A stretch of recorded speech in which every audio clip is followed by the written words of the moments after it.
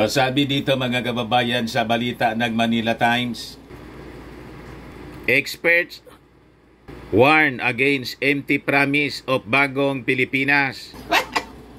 Anong uri ng expertise ninyo po?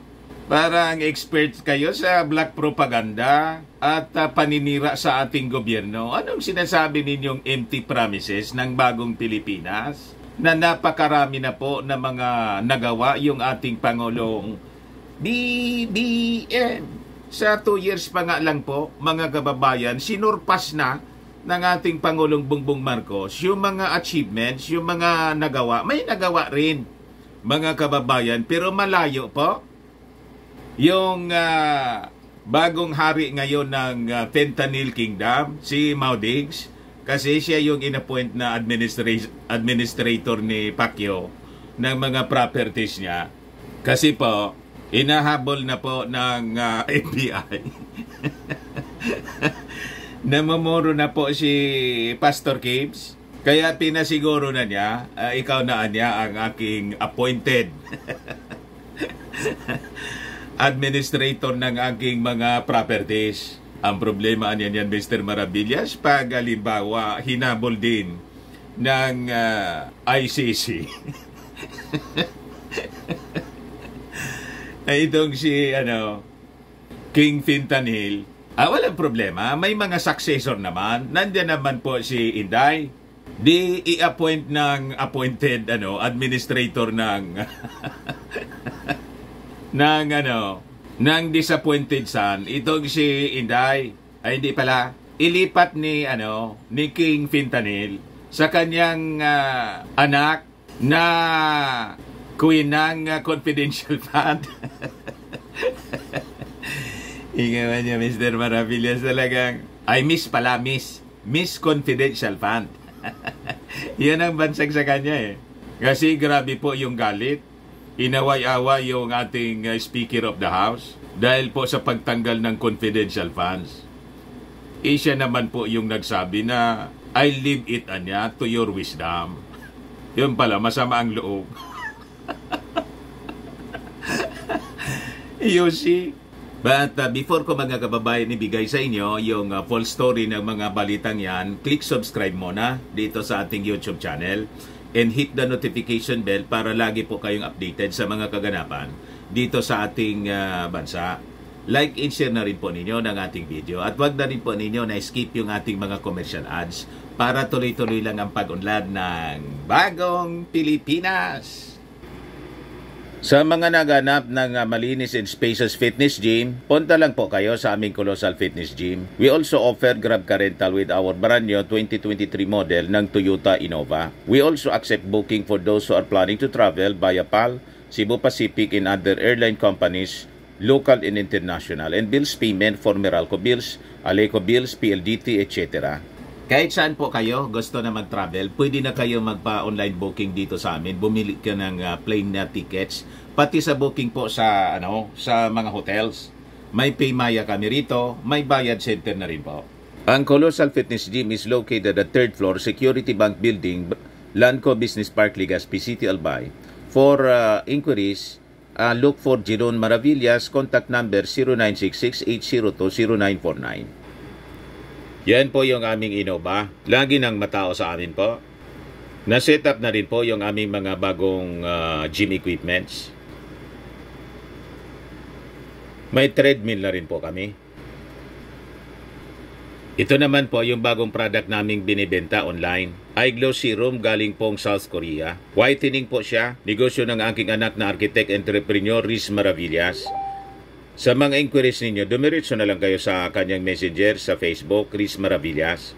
Ito naman po, Firmax Firming and Lifting Cream. Pinapahid po sa mga pulses and affected area. Mainam po ito sa mga pains at paninigas na mga kaso-kasuan. Ito naman po, Automax Radiant Serum. Sa mukha naman yung application, anti-aging siya.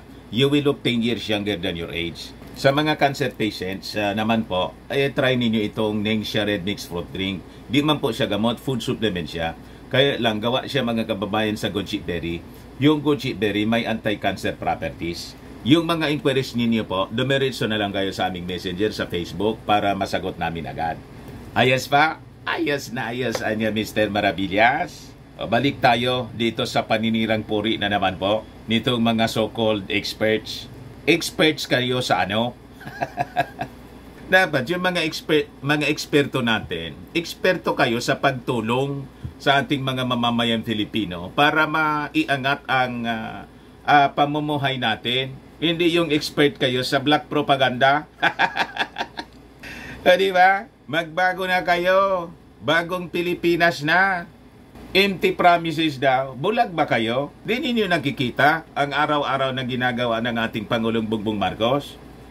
Aros wala na nga painga. Lalarga na naman nga siya papuntang Germany para lang patuloy na mag-invite ng mga investors para dumagdag yung ating mga job opportunities dito sa atin. Ngayon nga po, yung next week yata o 2 weeks from now, yung mga top-level executives ni President Biden po at saka investment mission pupunta dito sa ating bansa. Ayan po, Biden's top-level executives ready for trade investment mission in the Philippines. U.S. President Joe Biden has assembled a high-level U.S. trade and investment mission set to arrive in the Philippines next week to explore, next week pala, business opportunities in the country. So ito yung produkto mga kababayan, fruits ng patuloy na pagpopromote ng ating Pangulong Bongbong Marcos sa kanyang mga foreign trips sa America and Europe, pati sa Australia. Pagkatapos sasabihin ninyo, empty promises ng bagong Pilipinas.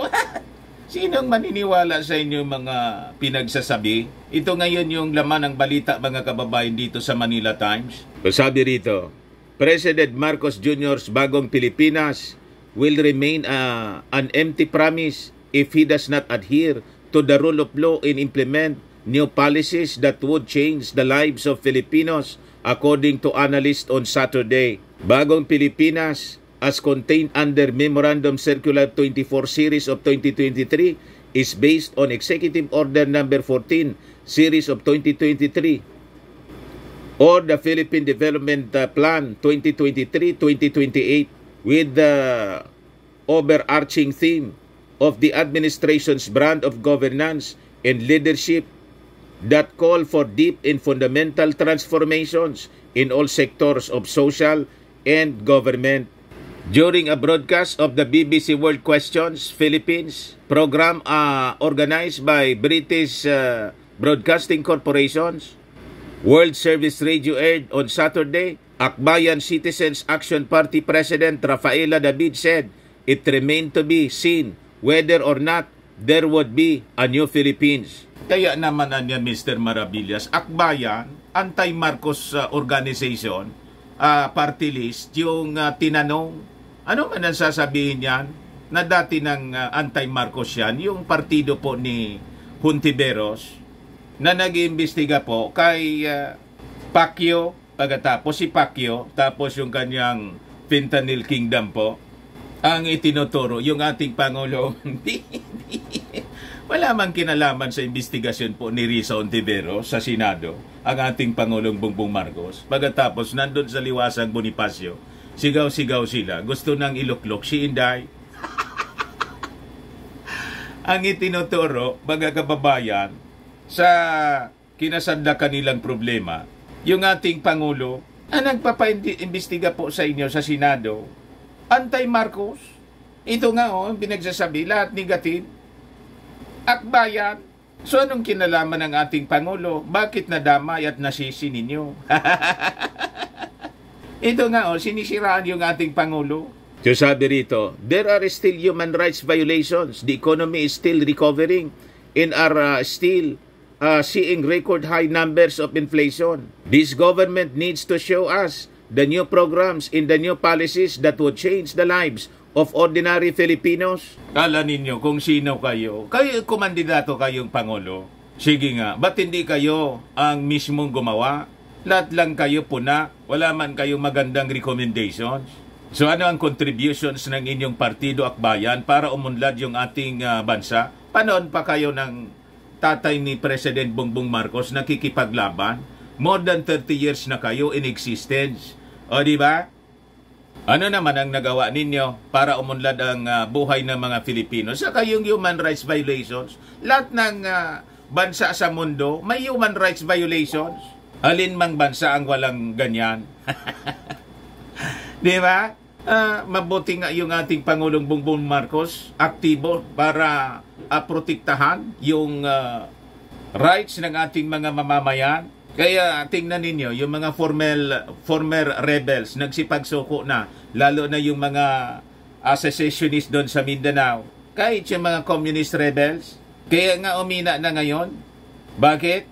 Yung ating Pangulo is open for dialogue, peace talks, kinontra nga ni Inday.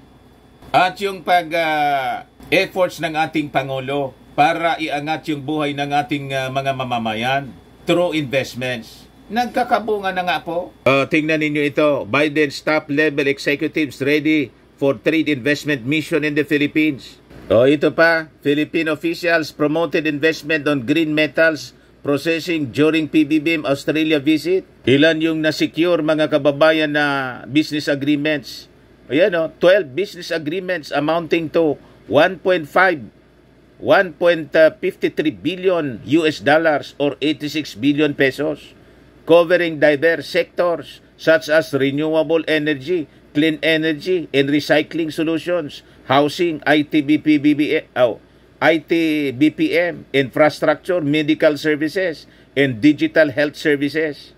Out of touch kasi kayo kasi ang grupo ninyo po, lahat lang anti-government activities yung ginagawa. Di ba? Pero yung mga kasama ninyo na nanalo sa eleksyon tulad ni Risa Ontiveros, nagsisweldo galing sa gobyerno. Yan ang problema sa inyo. Imbes tumulong sa gobyerno, sa nakaupong administrasyon, nakagulo pa kayo. Tumulong kaya kayo sa ginagawa ng ating First Lady Lisa Marcos para mapaganda ang kabuhayan ng mga kababayan. Galing lang nga doon sa go negosyo. Yung ating First Lady para i-recognize at tulungan, i-training na lalo pang umangat yung mga negosyo ng mga kababaihan, lalo't nasa celebration tayo ng Women's Month ngayon. 'Di ba? Ma-empower para productive sila at yung kanilang mga sinimulang negosyo lalong umasenso, lumaki. Kayo, anong ginagawa ninyo? Lahat yung mga interview ninyo, imbis na i-promote yung ating bansa, sinisiraan ninyo. Di ba? Pa-interview kayo sa BBC, lahat negative yung mga pinagsasabi ninyo. Di imbis nakatulong kayo, hindi, nagduda tuloy yung mga nakapanood sa BBC. So ito po, ang magandang epekto ng efforts ng ating Pangulo. Biden tops level executives ready for trade investment mission in the Philippines. O di ba maganda yung naging resulta ng pagbisita sa Amerika ni President Bongbong?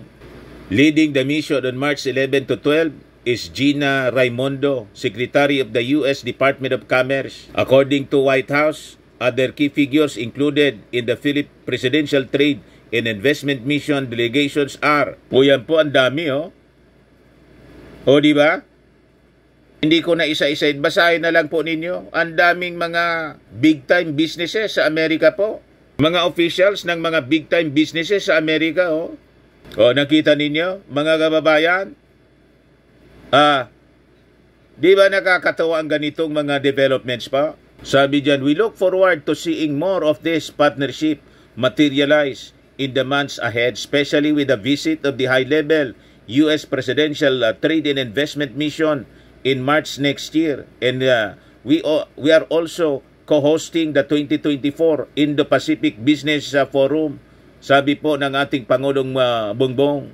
Pero itong mga so-called expert po sa paninira, wala na kayong naitulong, naging pabigat pa kayo sa mga mamamayang Filipino.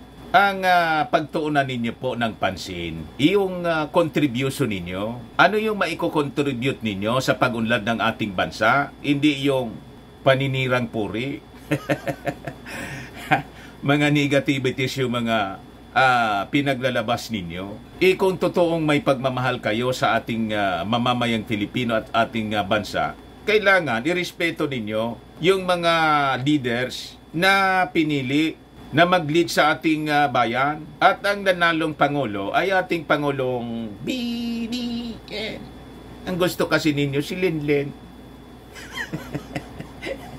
Yan ang kaalyado ninyo. Itatakbo daw si Linlen pagka senador. Di tumakbo para masaya. Di ba? O yan man lang po mga kababayan. Ako po si Dante Maravillas, proud member ng kapisanan ng mga social media influencers ng Pilipinas. KSMIP. Bye-bye po. God bless.